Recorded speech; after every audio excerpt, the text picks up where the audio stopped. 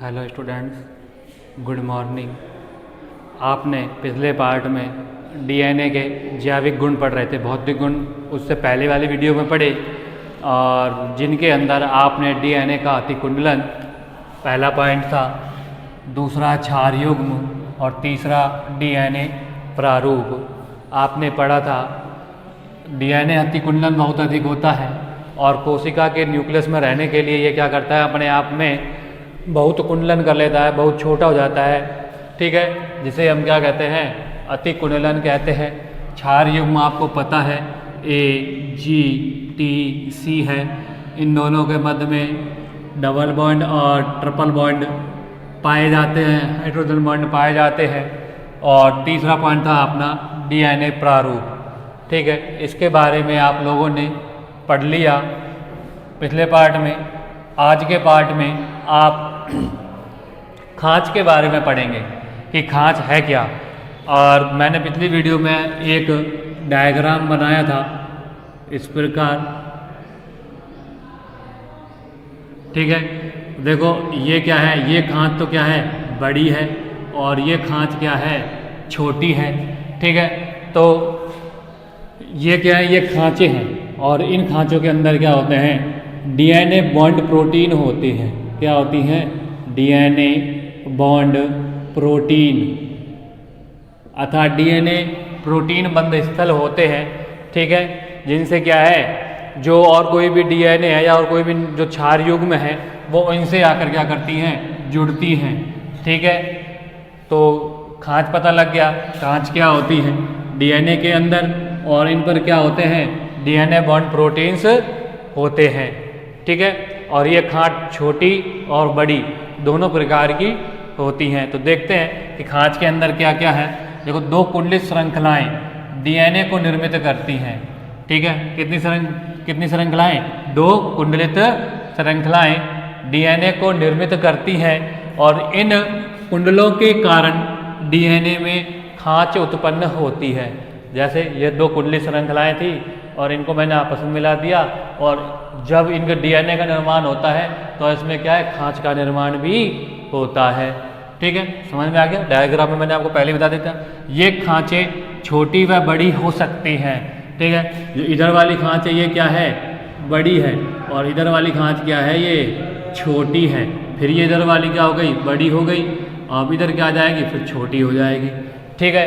तो आपको समझ में आ गया कि ये खांचें क्या है, छोटी व बड़ी हो सकती है, और इन खांचों में डीएनए बॉन्ड प्रोटीन आकर जुड़ती हैं। कौन क्या आकर जुड़ती हैं, डीएनए बॉन्ड प्रोटीन आकर जुड़ती हैं, जो क्या करती हैं, प्रतिकृतिकरण यानी रेप्लिकेशन, क्या रेप्लिकेशन व अनुलेखन यानी अनुलेखन में भाग लेती हैं, ठीक है। समझ में आ गया इतना। इनका कार्य क्या है, डीएनए बॉन्ड प्रोटीन क्या करना, रेप्लिकेशन करना और अनुलेखन करना। क्या करना, अनुलेखन करना, ठीक है। तो अब खांच समझ में आ गया। अब बात करते हैं डीएनए सेंस तथा एंटीसेंस की। डीएनए सेंस तथा एंटीसेंस की। देखो, डीएनए सेंस और एंटीसेंस होते क्या हैं। अगर हमें प्रोटीन का निर्माण करना है, ठीक है, प्रोटीन के निर्माण के लिए क्या आवश्यक है, एक तो आरएनए आवश्यक है, और आरएनए के अंदर उपस्थित जो एमिनो एसिड्स हैं वो आवश्यक है। और सबसे बड़ी बात क्या है, इसमें जो आरएनए पर क्या उपस्थित होते हैं, राइबोसोम्स होते हैं। जो आरएनए के अंदर क्या होते हैं, राइबोसोम्स होते हैं, जिन्हें हम क्या कहते हैं, प्रोटीन की फैक्ट्री कहते हैं। क्या कहते हैं, प्रोटीन की फैक्ट्री कहते हैं। अर्थात आरएनए के जो एमिनो एसिड्स हैं वो क्या करते हैं, प्रोटीनों का निर्माण करते हैं, और जिनके द्वारा इन प्रोटीनों का निर्माण होता है उन्हें हम क्या कहते हैं, एंटीसेंस कहते हैं। क्या कहते हैं, एंटीसेंस कहते हैं। किनको, जिनके द्वारा प्रोटीनों का निर्माण होता है, ठीक है, उन्हें हम क्या कहते हैं, एंटीसेंस कहते हैं, ठीक है। और वे सूत्र जिनके द्वारा आरएनए में प्रोटीनों का निर्माण नहीं होता उन्हें हम क्या कहते हैं, डीएनए सेंस कहते हैं। क्या कहते हैं, डीएनए सेंस। आपको सिर्फ इतना ध्यान रखना है, अगर प्रोटीन का निर्माण हो रहा है तो एंटीसेंस है, अगर प्रोटीन का निर्माण या आरएनए का निर्माण नहीं हो रहा है तो क्या हो जाएगा, वो डीएनए सेंस हो जाएगा। तो देखते हैं, देखो डीएनए सेंस एंटी सेंस में क्या है। देखो डीएनए में आरएनए निर्माण के लिए आनुवांशिक कोड उपस्थित होते हैं। ठीक है, आरएनए निर्माण, हम आरएनए का निर्माण का मतलब यहाँ क्या है, हम यहाँ पर प्रोटीन का निर्माण करेंगे। किसका निर्माण करेंगे, प्रोटीन का निर्माण करेंगे। और प्रोटीन के निर्माण के लिए क्या है, हमें आनुवांशिक कोड की जरूरत होगी। ठीक है, अब देखो डीएनए पर उपस्थित अनुक्रम प्रोटीन निर्माण हेतु एमिनो एसिड के कोड करते हैं। एमिनो एसिड को क्या करते हैं, कोड करते हैं। ठीक है, किस पर, डीएनए पर उपस्थित अनुक्रम प्रोटीन निर्माण के लिए एमिनो एसिड को कोड करते हैं, क्योंकि ये 20 प्रकार के एमिनो अम्ल ही क्या करते हैं, प्रोटीन का निर्माण करते हैं। ठीक है, अर्थात डीएनए श्रृंखला का वह सूत्र, अर्थात डीएनए श्रृंखला का वह सूत्र जिसमें आरएनए के साथ बंधन हेतु सूचना निहित होती है, सूचना निहित होती है, सूचना निहित होती है। समझ में आ गया। एमिनो, पहले तो क्या है, जो डीएनए पर उपस्थित अनुक्रम है प्रोटीन निर्माण के लिए एमिनो एसिड को कोड करते हैं। और इसका मतलब क्या हुआ कि जो डीएनए का श्रृंखला सूत्र है वो क्या करता है, आरएनए के साथ साथ जो बॉन्ड बनाना है उसमें क्या होती है, अनुक्रमों के अंदर या एमिनो एसिड के अंदर सूचना निहित होती है। और इसी सूचना को क्या कहते हैं, एंटीसेंस कहते हैं। इसी सूचना को क्या कहते हैं, एंटीसेंस कहते हैं। और इसी एंटीसेंस के कारण ही क्या होता है, प्रोटीन का निर्माण होता है। क्या होता है, प्रोटीन का निर्माण होता है। समझ में आ गया।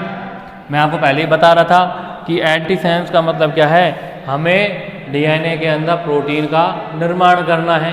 ठीक है, और इसके लिए आवश्यक क्या क्या है, आरएनए है। आरएनए के साथ साथ उसके आनुवांशिक कोड हैं, एमिनो एसिड्स हैं और राइबोसोम्स हैं। ये 4 चीज़ें हैं जो क्या करती हैं, प्रोटीन निर्माण में सहायता करती हैं। ठीक है, एक बार और देख लेते हैं कि जो डीएनए सेंस और एंटीसेंस क्या है। ठीक है, अब मैंने आपको बताया डीएनए में आरएनए प्रोटीन, आरएनए के निर्माण के लिए क्या है, आनुवांशिक कोड उपस्थित होते हैं। या आरएनए निर्माण का मतलब है प्रोटीन के निर्माण के लिए, क्योंकि आरएनए के ही द्वारा क्या होता है, प्रोटीन का निर्माण होता है। ठीक है, तो आरएनए निर्माण के लिए आनुवांशिक कोड उपस्थित होते हैं। और डीएनए पर उपस्थित अनुक्रम प्रोटीन निर्माण हेतु एमिनो एसिड को कोड करते हैं। अर्थात डीएनए की श्रृंखला का वह सूत्र जिसमें आरएनए के साथ साथ बंधन हेतु सूचना निहित होती है। और इसी सूचना को हम क्या कहते हैं, एंटीसेंस कहते हैं। और इसी एंटीसेंस के कारण क्या होता है, प्रोटीन का निर्माण होता है। ठीक है, एंटीसेंस की परिभाषा आ गई। अब एंटीसेंस के विपरीत जो भाषा है वो क्या है, डीएनए सेंस है। अर्थात डीएनए का वह सूत्र जो आरएनए के लिए कोड नहीं करता, अर्थात प्रोटीन निर्माण के लिए कोड नहीं करता। ठीक है, प्रोटीन निर्माण के लिए कोड नहीं करता, क्या कहलाता है, डीएनए सेंस कहलाता है। क्या कहलाता है, डीएनए सेंस कहलाता है। डीएनए सेंस की परिभाषा क्या हो गई, डीएनए का वह सूत्र जो आरएनए के लिए कोड नहीं करता। अगर आरएनए के लिए कोड करेगा तो एमिनो एसिड बनेंगे, और एमिनो एसिड के अंदर जो सूचनाएं निहित होती हैं उन सूचनाओं को हम क्या कहते हैं, एंटीसेंस कहते हैं। और इन सूचनाओं के कारण ही या एंटीसेंस के कारण ही क्या होता है, प्रोटीन का निर्माण होता है। ठीक है, और वे डीएनए जिनमें आरएनए के निर्माण जो सूचनाएं निहित नहीं होती, आरएनए के निर्माण में सूचनाएं निहित नहीं होती, उन्हें हम क्या कहते हैं, डीएनए सेंस कहते हैं। क्या कहते हैं, डीएनए सेंस कहते हैं। ठीक है, इतना समझ में आ गया। अब अगला टॉपिक की बात करते हैं, सीमान व सीमान विरोधाभास। ठीक है, सीमान व सीमान विरोधाभास। अब देखो ये क्या चीज़ है, देखो जो डीएनए है, ठीक है, डीएनए कितना लंबा है, कितना छोटा है, यह सब किस पर डिपेंड करता है, उनके न्यूक्लियोटाइडों पर निर्भर करता है। ठीक है, और विभिन्न जीवों में जो उनके डीएनए की लंबाई है और उनके क्षार युग्म है, ठीक है, वो क्या होती है, अलग अलग होती है। जैसे अपन इकोलाई में लें तो डीएनए में जो क्षार युग्म है या डीएनए है, जो डीएनए और उसके क्षार युग्म है वो कई मिलियन में पाए जाते हैं, 4-5 मिलियन के रूप में पाए जाते हैं। लेकिन वायरस के अंदर यही क्षार युग्म कितने पाए जाते हैं? कई हजार पाए जाते हैं, 10,000 15,000 के आसपास ही पाए जाते हैं। ठीक है, तो समझ में आ गया। तो जो डीएनए के अंदर या अर्थात जब कोई भी जीव है उसके अंदर जो मौजूद डीएनए है, किसके अंदर? अगुणित गुणसूत्रों के अंदर। किसके अंदर? अगुणित गुणसूत्रों के अंदर जो मौजूद डीएनए है उसी को हम क्या कहते हैं? सीमान कहते हैं। सीमान कहते हैं। क्या कहते हैं? सीमान कहते हैं। तो देखते हैं सीमान व सीमान विरोधाभास क्या है। देखो, डीएनए अणु की लंबाई को उसमें उपस्थित न्यूक्लियोटाइडों की संख्या से वर्णित किया जाता है। ठीक है, जैसा मैंने आपको बताया वैसा ही है कि डीएनए अणु की लंबाई को उसमें उपस्थित न्यूक्लियोटाइड की संख्या से बताया जाता है या वर्णित किया जाता है। और यह संख्या विभिन्न जीवों में भिन्न भिन्न होती है। जैसे इकोलाई में कई मिलियन क्षार युग्म तथा वायरस में कई हजार क्षार युग्म पाए जाते हैं। ठीक है, अर्थात गुणसूत्रों के अगुणित समूह में मौजूद डीएनए को क्या कहते हैं? सीमान कहते हैं। क्या कहते हैं? सीमान। किसको कहते हैं? गुणसूत्रों के जो अगुणित गुणसूत्र समूह है। क्या है? अगुणित गुणसूत्र समूह में जो डीएनए उपस्थित है। किसमें उपस्थित है? अगुणित गुणसूत्रों के समूह में। कौन उपस्थित है? डीएनए उपस्थित है, जिसे हम क्या कहेंगे? सीमान कहेंगे। क्या कहेंगे? सीमान कहेंगे। ठीक है, अब बात करते हैं सीमान यूकैरियोटिक जीवों में प्रोकैरियोटिक जीवों की तुलना में 5 से 10,000 गुना ज़्यादा होते हैं। जो सीमान है वो यूकैरियोटिक जीवों में क्या होते हैं? ज़्यादा होते हैं, प्रोकैरियोटिक जीवों में कम होते हैं। अर्थात कहने का मतलब जो अगुणित समूह में उपस्थित डीएनए है वो यूकैरियोटिक कोशिकाओं के जीवों में अधिक होते हैं। ठीक है, और जो अगुणित समूह में मौजूद डीएनए है वो प्रोकैरियोटिक जीवों में क्या होते हैं? कम होते हैं। इनका अंतर कितना है? 5 से 10,000 गुना। ठीक है, जैसे एक में 100 है तो उसका 5,000 गुना अधिक है। अगर 10,000 है तो 10,000 गुना ही उससे क्या है? अधिक है। ठीक है, अब समझ में आ गया। अब बात करते हैं यूकैरियोटिक के कुल डीएनए में जीन संख्या कोडिंग करने के लिए आवश्यक जीनों की संख्या से अधिक होती है, जिसे सीमान विरोधाभास कहते हैं। क्या कहते हैं? सीमान विरोधाभास। क्या कहते हैं? सीमान विरोधाभास। समझ में आ गया। देखो, यूकैरियोटिक के कुल डीएनए में जो यूकैरियोटिक जीव हैं उनके जो जितने भी डीएनए हैं उनमें जो जीनों की संख्या है जो क्या करती है? कोडिंग करती है। अब देखो, कोड जीनों की संख्या 2 प्रकार की होती है, एक तो कोडिंग करने वाले जीन और एक नॉन कोडिंग करने वाले जीन। ठीक है, जो कोडिंग करने वाले जीन है वो एक्सॉन है। कौन है? एक्सॉन है, एक्सॉन। ठीक है, और नॉन कोडिंग जीन कौन से हैं? इंट्रॉन। लिख लेना, ये पूछे जाते हैं कंपटीशन एग्जाम में, नॉन कोडिंग जीन कौन सा है और कोडिंग जीन कौन सा है। एक्सॉन और इंट्रॉन क्या है? कोडिंग और नॉन कोडिंग जीन है। ठीक है, तो समझ में आ गया। तो यूकैरियोटिक के कुल डीएनए में जीन संख्या कोडित करने के लिए आवश्यक जीनों की संख्या से अधिक, मतलब जो कोडिंग करने वाले जीन हैं उसमें यूकैरियोटिक जीवों में वो क्या होते हैं? अधिक होते हैं। अधिक होते हैं, जिसे हम क्या कहेंगे? सीमान विरोधाभास कहेंगे। क्या कहेंगे? सीमान विरोधाभास कहते हैं। अर्थात सीमान विरोधाभास नॉन कोडिंग जीन इंट्रॉन, जैसा अभी मैं आपको बता रहा था, नॉन कोडिंग जीन कौन सा है? इंट्रॉन की उपस्थिति को दर्शाता है। किसकी उपस्थिति दर्शाता है? नॉन कोडिंग जीनों की उपस्थिति को दर्शाता है। ठीक है, तो समझ में आ गया। यहाँ पे परिभाषा और यहाँ पे परिभाषा दोनों क्या है? लगभग लगभग सेम है। तो समझ में आ गया। सीमान विरोधाभास किसको दर्शा रहा है? नॉन कोडिंग जीनों को दर्शा रहा है। ठीक है, और जो ये नॉन कोडिंग जीनों की संख्या है वो कोडिंग करने वाले जीनों की संख्या से क्या है? अधिक है। अर्थात इंट्रॉन तो क्या हो गए? अधिक हो गए, और एक्सॉन क्या हो गया? कम हो गया। और जब इंट्रॉन अधिक हो जाएंगे तो उसे हम क्या कहेंगे? सीमान विरोधाभास कहेंगे। क्या कहेंगे? सीमान विरोधाभास कहेंगे। उतार लो इनको।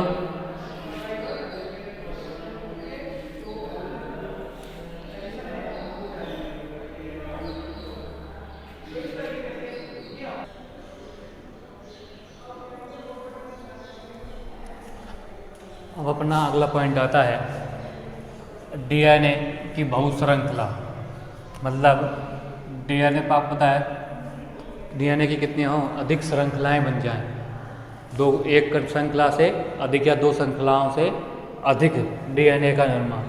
ठीक है, तो अब बात करते हैं जो बहुश्रृंखला के बारे में सबसे पहले किसने बताया, हगस्टीन ने बताया, और जिसने क्या किया डीएनए की त्रिकुंडलित संरचना को देखा। कब देखा, 1963 में देखा। ठीक है, बहुश्रृंखला के अंदर क्या है, हगस्टीन ने डीएनए की त्रिकुंडलित संरचना को सन 1963 में रिपोर्ट किया, और जो यह त्रिकुंडलित संरचना है कम पीएच पर, किस पर, कम पीएच पर क्या होती है, अधिक स्थिर होती है। ठीक है, कम पीएच पर क्या होती है, ये स्थिर होती है। ठीक है, और जो ये बहुश्रृंखला या त्रिकुंडलित जो त्रिकुंडलित डीएनए है, ठीक है, इसमें किसकी मात्रा अधिक होती है, गुआनोसिन की मात्रा अधिक होती है। किसकी मात्रा अधिक होती है, गुआनोसिन की मात्रा अधिक होती है। ठीक है, समझ में आ गया कि डीएनए की बहुश्रृंखला में क्या है। एक हगस्टीन वैज्ञानिक है जिन्होंने डीएनए की त्रिकुंडलित संरचना को देखा। कब देखा, 1963 में, तथा उन्होंने अध्ययन किया तो बताया कि जो ये त्रिकुंडलित संरचना है कम पीएच पर तो क्या होती है, अत्यधिक स्थिर होती है। जैसे पीएच बढ़ा जाते हैं तो इसमें क्या है, इस श्रृंखला में विचलन उत्पन्न हो जाते हैं। ठीक है, और यह बताया कि जो त्रिकुंडलित संरचना है इसमें क्या है, जो गुआनोसिन की मात्रा है वो क्या होती है, अधिक होती है। क्या होती है, अधिक होती है। ठीक है, और इस त्रिकुंडलित संरचना को हगस्टीन ने क्या नाम दिया, एच अर्थात हिस्टोन डीएनए नाम दिया। क्या नाम दिया, हिस्टोन डीएनए नाम दिया। किसने, हगस्टीन ने। त्रिकुंडलित संरचना को क्या नाम दिया था, हगस्टीन ने नाम दिया था हिस्टोन डीएनए प्रोटीन नाम दिया था। ठीक है, इसमें चार चीजें हैं। एक तो त्रिकुंडलित संरचना किसने बताया, हगस्टीन ने बताया। नाम क्या रखा, हिस्टोन डीएनए प्रोटीन रखा। कम पीएच पर स्थिर होती है, और किसमें त्रिकुंडलित संरचना में किसकी मात्रा अधिक होती है, गुआनोसिन की मात्रा अधिक होती है। ठीक है, समझ में आ गया सातवां। अब बात करते हैं बहुशाखीय डीएनए की। ठीक है, अब बात करते हैं बहुशाखीय डीएनए। जैसे अपना ये कोई डीएनए है और इसके ये दो क्या हैं, स्वतंत्र सिरे हैं, 5' 3' और 5' और 3'। ठीक है, ये क्या है, इसके स्वतंत्र सिरे हैं। अब ये स्वतंत्र सिरे होने के नाते क्या होता है, इन पर क्या पाए जाते हैं, अनुपूरक जीन पाए जाते हैं। क्या पाए जाते हैं, अनुपूरक पाए जाते हैं, अनुपूरक बंधस्थल पाए जाते हैं। ठीक है, अब देखो ये अनुपूरक बंधस्थल क्या करते हैं, आपस में मिलकर हाइड्रोजन बॉन्ड का निर्माण तो करते नहीं है। ठीक है, हाइड्रोजन बॉन्ड का निर्माण नहीं करते, बल्कि क्या करते हैं, जो दूसरे डीएनए हैं उनको आपस में क्या कर लेते हैं, जोड़ लेते हैं। क्या करते हैं, डीएनए बॉन्डिंग करते हैं। क्या करते हैं, डीएनए बॉन्डिंग करते हैं। हाइड्रोजन बॉन्डिंग नहीं करते, ध्यान रख लेना। कौन, अनुपूरक बंध स्थल हाइड्रोजन बॉन्डिंग नहीं करेंगे, क्या करेंगे, डीएनए बॉन्डिंग करेंगे। जितने ज़्यादा डीएनए बॉन्डिंग करेंगे उतनी ज़्यादा क्या बन जाएंगी, इनकी शाखाएं बन जाएंगी, और शाखाएं बन जाएंगी जैसे हम क्या कहते हैं, बहुशाखीय श्रृंखला कहते हैं। ठीक है, तो समझ में आ गया। बहुशाखीय डीएनए क्या है कि जो डीएनए के स्वतंत्र सिरे हैं उन पर क्या उपस्थित होते हैं, अनुपूरक उपस्थित होते हैं। क्या उपस्थित होते हैं, अनुपूरक उपस्थित होते हैं। और ऐसे अनुपूरक आपस में क्या करते हैं, हाइड्रोजन बॉन्ड का निर्माण नहीं करते, और अन्य किसी डीएनए पूरक के साथ जुड़कर क्या करते हैं, बहुशाखीय श्रृंखला का निर्माण कर देते हैं। जिससे किसका निर्माण होता है, बहुशाखीय डीएनए का निर्माण होता है। ठीक है, और जो ये बहुशाखित डीएनए, इसका उपयोग हम क्या करते हैं, नैनो टेक्निक में करते हैं, नैनो तकनीक में करते हैं। किसमें करते हैं, नैनो तकनीक में करते हैं। इसका उपयोग किसमें करते हैं, नैनो तकनीकी में करते हैं। किसका, बहुशाखीय डीएनए का। ठीक है, आज के लिए इतना ही। अगला टॉपिक अगले पार्ट में पढ़ेंगे, जिसमें डीएनए की जैविक भूमिका है, जिसके अंदर अनुलेखन, अनुवादन, उनका कुंडलन, उनका क्षार युग्म और उनकी क्या क्या क्रियाएं हैं आदि पढ़ेंगे। ठीक है, आज के लिए इतना ही।